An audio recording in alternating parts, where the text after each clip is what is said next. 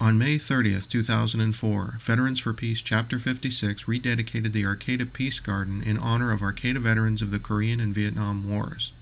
Here's Veterans for Peace member and Arcata Peace Garden groundskeeper Rob Hepburn. To honor Arcata's veterans and all veterans, we must also honor the pain of their children, their wives and husbands, their mothers and fathers. We must also honor all the civilian lives cut short by war, and the pain of their children, their wives and husbands, and their mothers and fathers.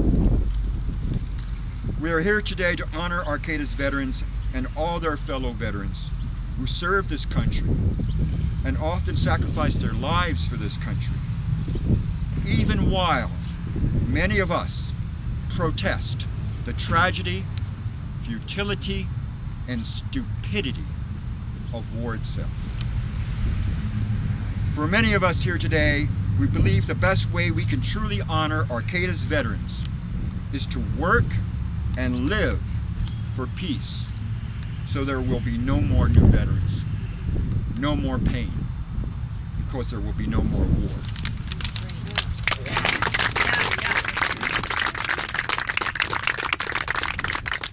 Vietnam veteran and VFP member Dave Chapey read a moving statement encouraging everyone to honor living vets as well as fallen vets by making a conscious effort to stop the madness of war.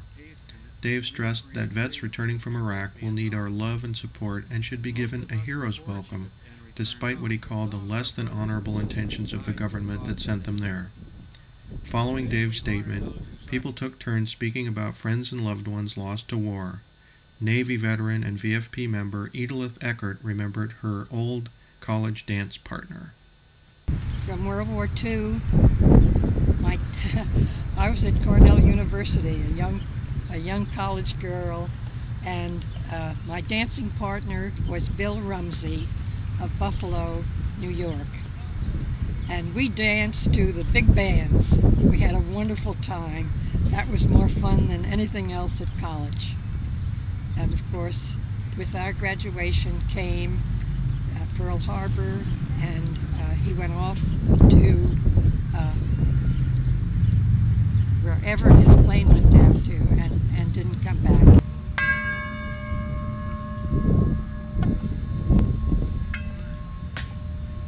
Then a bell was rung in memory of all fallen veterans. Following the bell ringing, June and Bill Thompson led the group in a song.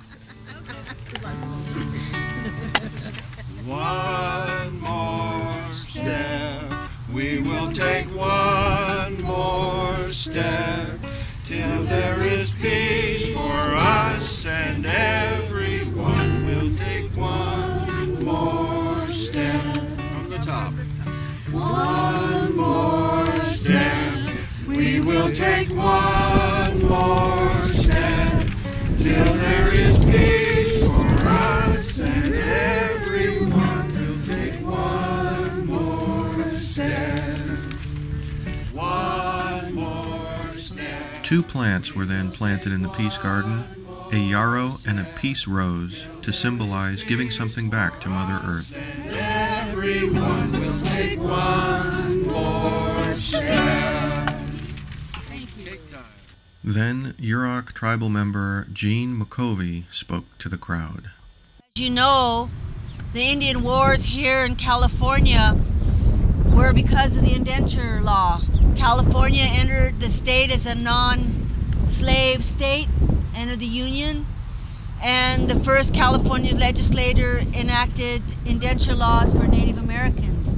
Of course, you couldn't control an adult Native American, so they killed them, and they took the children, and they indentured the children.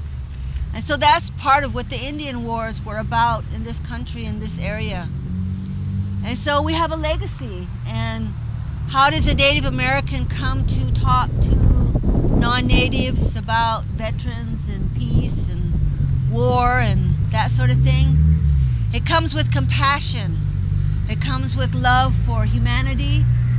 And it comes from being a whole human being.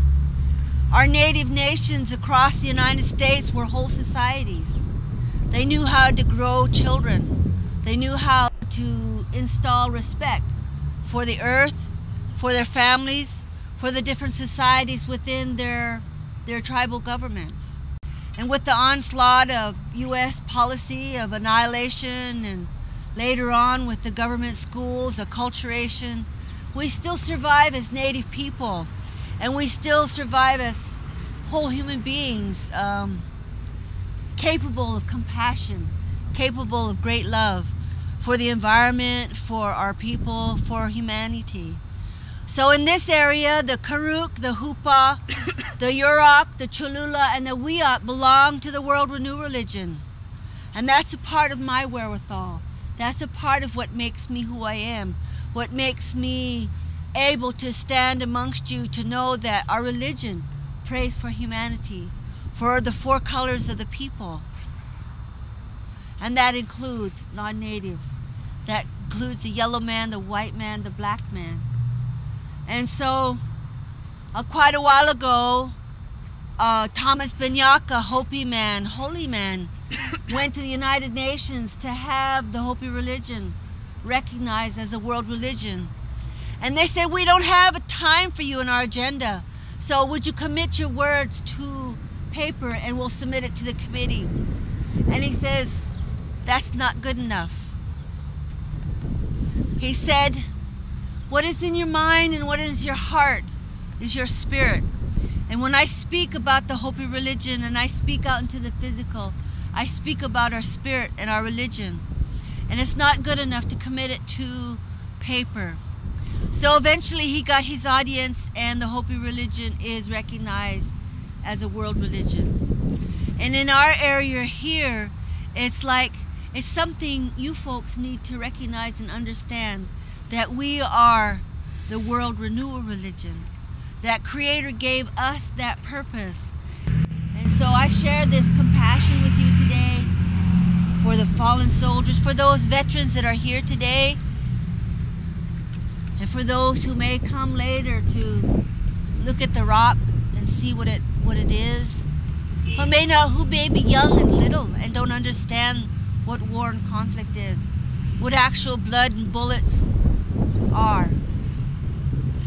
So with humbleness and spirituality and true love and compassion, I say these words and pray that we walk better with one another and look forward to the future, folks. And thank you. Aho.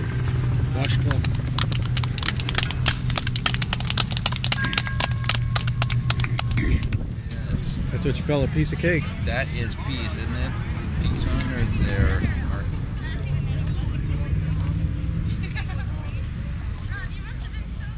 The Arcata Peace Garden is located on 8th Street between F and G behind Plaza Design.